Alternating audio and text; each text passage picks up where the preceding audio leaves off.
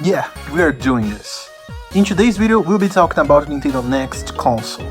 The Switch 2, if you will. Although I kinda prefer Super Switch, but if I'm gonna be honest, I wish they don't call it Switch anything, just so we can avoid another Wii U situation, am I right? Okay, so let's begin with the beginning. What we know for certain we can expect from this thing. Nothing. We can expect nothing. We are talking about Nintendo. All we can do is speculate. We kinda don't know their next move. Never. When you think you figured Nintendo out, they just do their own thing and do the opposite of what you think they're gonna do. And that's fine. That's fine. I mean, we could say we can expect it to be more powerful than Switch, but we can't say that's certain either. Nintendo in the past have done this. Get the Wii, for example. It's just a GameCube repackaged with a brand new gimmick that attracted a new public. Or the Switch. In terms of graphical fidelity, it's basically the Wii U all over again. But you know, this time it's actually portable, a handheld that you can switch between desktop and portable modes. So there you go, your new gimmick. Yeah, I'm pretty sure they're gonna stick with the Switch gimmick of being a hybrid console. But we just can't be sure. Maybe they'll do something else entirely.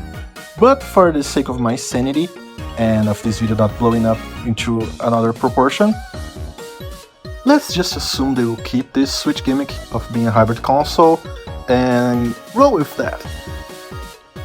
And now with that in mind, we can be like 90% sure that it will be more powerful. It has to be, right?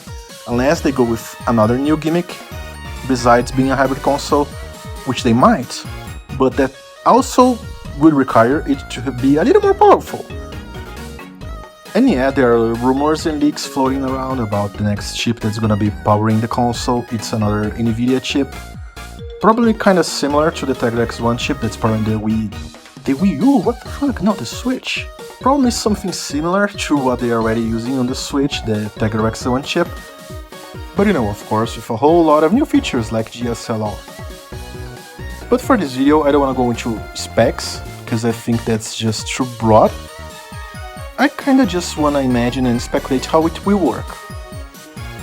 So now that we established that it has to be more powerful, how do we make that jump, like, realistic, you know?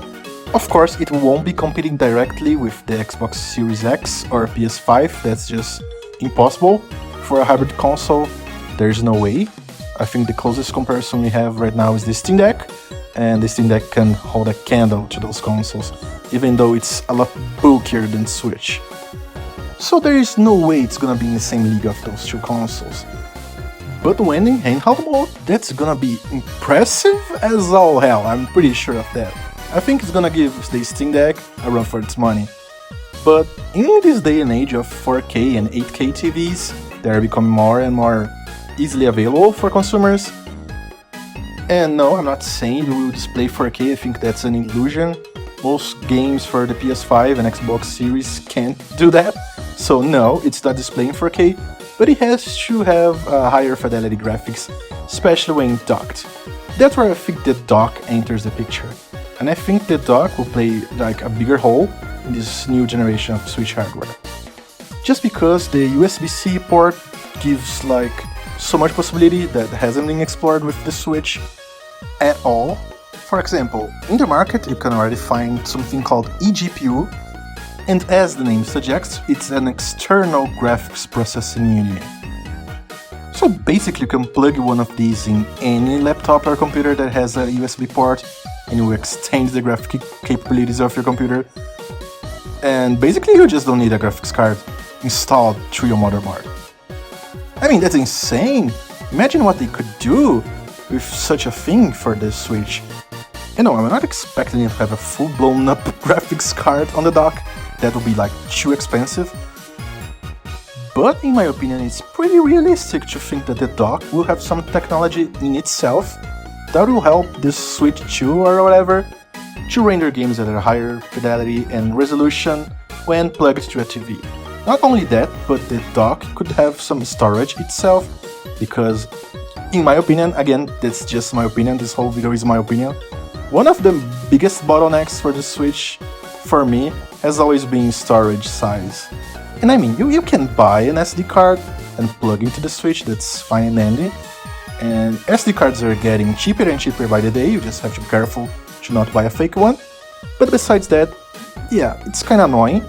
But what I think could be very, very helpful would be to have storage in the dock itself. And in the same way that you can transfer games and data between Switch's internal memory and the SD card, you could also transfer games and data from the Switch to the SD card, if that's still available, or to the dock storage. In that way you can just manage your games that way, and if you're going on a trip, you can just move your games to the Switch, when you're back you can move it to the dock, freeing some space, which I think is pretty nice. And yeah, it has to have Ethernet ports day one. Let's not wait for a revision like the OLED, please. Anyway, with all that being said, I think we're looking to a handheld device that can reach up resolutions of 2080p in handheld mode. Although, to be fair, I think 720p is more than enough for this size. So I will just let developers choose whatever resolution they want based on game fidelity. If they want to prioritize graphics or lightning, shadows and cap the resolution to 720p in portable mode, that's fine. And again, I'm not expecting the Switch 2 to reach anything near 4K, but it could go beyond Full HD when docked. I think that's pretty reasonable, but I think I could go even far and say it could reach 2K resolution when docked. So I think that's a lot of room for developers to mess around with resolution and, you know, optimize their games, choosing whether they want higher resolution or FPS or whatever. They just have like a bunch of ways they can customize their games. And of course they can also let players choose, like they do for PS5 and Xbox Series X. A lot of games recently let you choose if you want fidelity or performance, and that could be also available here. Although I'm not a fan of this, I want to see what the developers envision in themselves, but that's a nice addition, I don't think it will hurt anyone. Another thing that I think will have a major upgrade will definitely be the Joycons. I mean, it's past overdue, right? Those drifts that happen in every Joy-Con is a nuisance. It's costing Nintendo a ton of money to repair every Joy-Con in the world for free. That's insane, they have to do something about it. But I think they also need to make it just a tiny little bigger and more ergonomic, I want to say. Because just holding the Switch as is not comfortable at all for an extended period of time. And for a handheld device, no, that's just no. Even the Steam Deck has a better grip than it, but neither of them are really comfortable to hold in your hands for too long. The Steam Deck is just too heavy, and the Switch just have like no ergonomics at all. So I need them to find a nice middle ground between those two hurdles, and I think Nintendo can have it. I think they are the guys who will find a solution for this.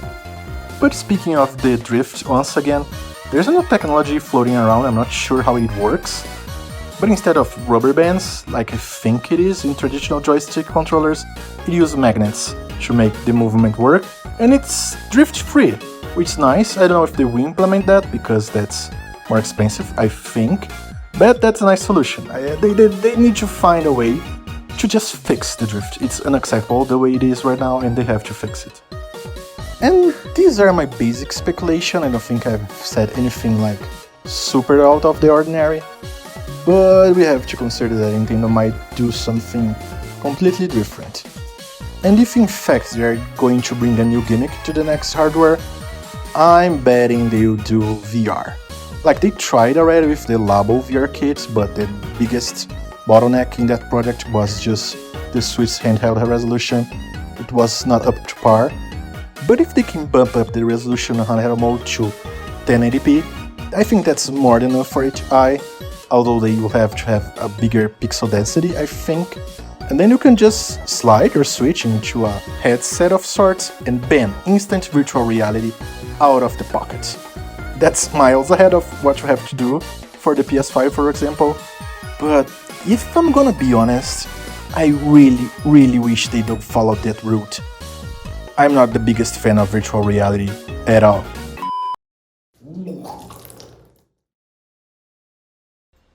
And anyway, that's it for hardware, but what about the games? And honestly, I'm having a hard time figuring out what their launch window might be, what sort of software they will use to sell you the next Switch, because this Switch already has so many great games, and most of Nintendo's biggest franchise have seen a release on the current Switch not too long ago, both Zelda and Mario. So I'm not sure what they can do for the next hardware. For the longest time I was sure Mario Kart 9 would be a launch title for the next hardware, but with the new Booster Cars Pass just coming to an end, like a couple of days ago of the recording of this video, I can also not be that certain to say, yeah, new Mario Kart will be a launch title for the new Switch.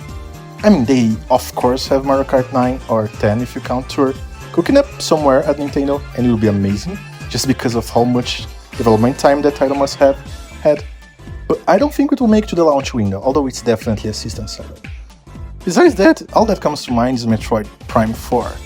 But unfortunately, Metroid is not the system seller that Zelda or Mario is. I think it will definitely be on the launch window for the next console, probably like a cross-gen release, and that will be great so we can see how much better the new hardware is.